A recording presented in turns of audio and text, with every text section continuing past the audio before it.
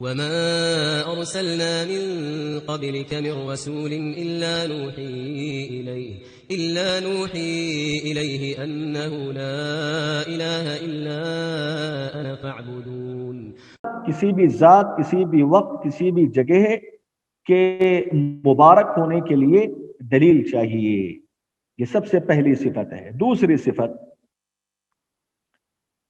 اس بات پر دلیل ہو کہ فلاں ذات سے، فلاں جگہ سے، فلاں وقت سے برکت لی جا سکتی ہے، برکت حاصل کی جا سکتی ہے، جسے تبرک کہتے ہیں. اس بات کی دلیل ہو ان يدل الدلیل على ان هذه البرکہ تطلب وتلتمس، کہ پہلے یہ ثابت ہو گیا کہ یہ مبارک ہے. ٹھیک ہے، یہ مبارک ہے، یہ شریعت سے ثابت ہو گیا. اس کے بعد دوسرے مرحلے میں ہم کیا دیکھیں گے؟ یہ دیکھیں گے ٹھیک ہے یہ چیز تو مبارک ہے، کیا اسلام اس چیز سے برکت حاصل کرنے کی اجازت دیتا ہے کیا نہیں دیتا ہے؟ یہ دوسرا اسٹیپ ہے. ضروری نہیں ہے کہ کوئی بھی چیز مبارک ہو اور ہر مبارک چیز سے برکت لی جائے، یہ ضروری نہیں ہے. برکت حاصل کی جائے، یہ ضروری نہیں ہے. تو برکت حاصل کرنے کے لیے بھی دلیل چاہیے، کتاب و سنت کی واضح دلیل چاہیے. اس کی مثال جیسے مسلمان ہے، مسلمان مبارک ہے کیا نہیں ہے؟ بتایا گیا بالکل مبارک ہے. برکت العمل، وہ جو نیک عمل کرتا ہے، عمل صالح کرتا ہے، نماز پڑھتا ہے، اس کی وجہ سے وہ مبارک ہے مسلمان. تو سوال یہ ہے مسلمان تو مبارک ہے، لیکن کیا اس مسلمان سے برکت حاصل کیا جا سکتا ہے؟ اس کی ذات سے برکت لی جا سکتی ہے؟ جیسے آج کل لوگ اچھا انسان ہے، دیندار ہے، دین پسند ہے، جا کے اس کے کپڑوں کو چھوتے ہیں، اس کے پیروں کو چھوتے ہیں، سمجھتے ہیں کہ اس سے برکت ملے گی. ایک آدمی نیک ہے، اس کی نیکی کی وجہ سے وہ مبارک ہوگا، لیکن اس سے برکت حاصل کرنے کے لیے بھی دلیل چاہیے. جس چیز سے برکت حاصل کرنے کی دلیل ہو اسی سے ہم برکت حاصل کر سکتے ہیں. ہر چیز سے، ہر شخص سے برکت حاصل نہیں کر سکتے. تو دوسری چیز ہم کو یہ دیکھنا ہے کہ کوئی چیز مبارک ثابت ہو گئی شریعت سے تو دوسرے مرحلے میں اس چیز سے برکت لے سکتے ہیں کیا نہیں لے سکتے.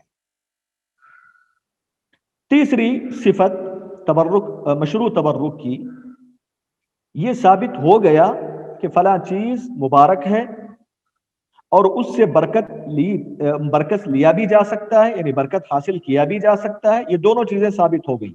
تیسرے مرحلے میں ہم کو یہ دیکھنا ہے کہ بھائی یہ معلوم ہو گیا کہ یہ مبارک ہے، اس سے برکت بھی حاصل کر سکتے ہیں، اسلام نے اس کی اجازت دی ہے. تو تیسرے اسٹیپ میں یہ دیکھا جائے گا کہ برکت حاصل کرتے ہوئے کیسے برکت حاصل کی جائے، جیسے ہم چاہیں ویسے یا جیسے شریعت بتاتی ہے ویسے. تو جواب یہ ہے جیسے اسلام برکت حاصل کرنے کی اجازت دیتی ہے اسی طریقے سے ہم کو برکت حاصل کرنا ہے. اپنے طور طریقے سے ہم برکت حاصل نہیں کر سکتے. اسی کو عربی میں کہا جاتا ہے ان یکون الالتماس علی الوجہ المشروع، شریعت کے طریقے کے مطابق برکت حاصل کرنا ہوگا. تو یہ تیسری صفت ہے. اس کی مثال جیسے کعبہ ہے، مسجد الحرام کے اندر کعبہ ہے. کعبہ مبارک ہے کیا نہیں ہے؟ پہلا اسٹیپ، جی بالکل مبارک ہے. کیوں؟ اسلام نے اس کو مبارک کہا ہے. دوسری چیز، کیا اس سے برکت حاصل کر سکتے ہیں کیا نہیں کر سکتے ہیں؟ جواب، جی بالکل کر سکتے ہیں. کیوں؟ شریعت نے اس کی اجازت دی. تیسرا اسٹیپ، کعبہ سے کیسے برکت حاصل کرنا ہے؟ کیسے برکت حاصل کرنا ہے یہ بھی ہم کو دلیل کے روشنی میں دیکھنا چاہیے، اسلامی تعلیمات کی روشنی میں دیکھنا چاہیے. تو کیسے حاصل کیا جائے کعبۃ اللہ سے؟ اسلامی شریعت کہتی ہے کہ طواف کرو کعبۃ اللہ کا. کعبۃ اللہ کے 7 چکر لگائیں گے تو پھر آپ کے حق میں عبادت کا ثواب ملے گا. سمجھ رہے ہیں؟ حجر اسود اس میں ہے، حجر اسود کے چھونے کی وجہ سے آپ کو جو ہے آپ کے گناہ معاف ہوں گے. تو یہ اسلام اس کا طریقہ بتایا ہے کہ کیسے آپ کو کعبۃ اللہ سے برکت حاصل کرنا ہے. مثال کے طور پہ ایک آدمی آتا ہے، بولتا ہے کہ بھئی کعبۃ اللہ مبارک ہے. جی مبارک ہے. اس سے برکت حاصل کرنا ہے. جی برکت حاصل کرنا جائز ہے.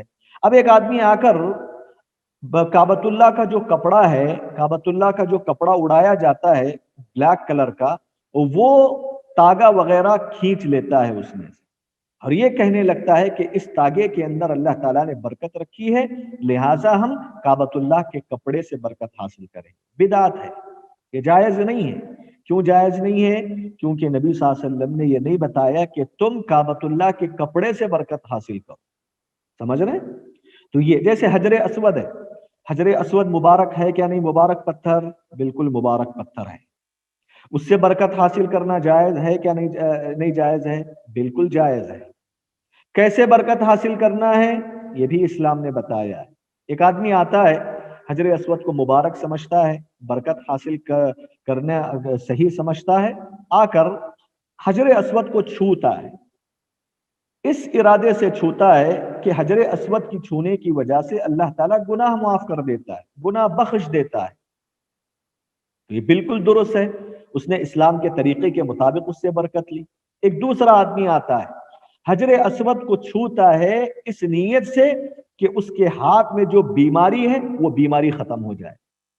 حجر اسود کو کوئی آدمی ہاتھ اس لیے لگاتا ہے تاکہ اس کے جسم کے اندر جو بیماریاں ہیں وہ بیماریاں ختم ہو جائیں، وہ بیماریوں سے شفائے عام ہو جائے۔ ہم کہتے ہیں کہ یہ بالکل جائز نہیں، حرام، اس طرح کی برکت حاصل کرنا حرام ہے، کیونکہ نبی صلی اللہ علیہ وسلم نے ایسے طریقے سے برکت حاصل کرنے کی اجازت نہیں دی ہے۔ تو بات واضح ہے آپ کے سامنے۔ نمبر 4، چوتھی جو صفت ہے تبرک المشروع کی، شرط کہہ لیں کہ اللہ رب العالمین نے جن جگہوں کو، جس وقت کو اور جس ذات کو مبارک بنایا ہے، اس سے برکت حاصل کرتے ہوئے اس بات کا عقیدہ رکھا جائے کہ برکت دینے والی ذات اللہ رب العالمین ہی ہے، اللہ ہی کی ذات ہے جو صحیح حقیقی معنوں میں برکت دینے والی ہے۔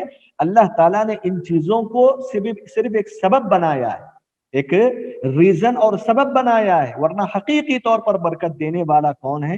اللہ تعالیٰ۔ یہ عقیدہ ہونا چاہیے۔ تو یہ 4 صفات، نمبر 1 شریعت سے ثابت ہو کہ فلاں چیز مبارک ہے، نمبر 2 شریعت سے ثابت ہو کہ فلاں چیز سے برکت حاصل کرنا جائز ہے، نمبر 3 شریعت سے ثابت ہو کہ اس چیز سے کیسے برکت حاصل کرنا ہے، نمبر 4 اس بات کا عقیدہ ہو کہ برکت دینے والا صرف اللہ تعالیٰ ہی ہے، اللہ تعالیٰ نے ان چیزوں کو صرف برکت کے حصول کا ذریعہ اور سبب بنا۔ یہ 4 صفات کی روشنی میں جو آدمی برکت حاصل کرتا ہے تو کہتے ہیں کہ تو پھر اس کا برکت حاصل کرنا بالکل جائز ہوگا، صحیح ہوگا، مشروع ہوگا۔ اور مزید ویڈیوز کو دیکھنے کے لیے آپ ہمارے یوٹیوب چینل کو سبسکرائب کریں۔ فجزاکم اللہ خیرا۔ الدعوة نور وضاء تجلو ظلمات الحيران، منهج خير الناس جميعا لا يبلى عبر الأزمان. الدعوة نور وضاء تجلو ظلمات الحيران، منهج خير الناس جميعا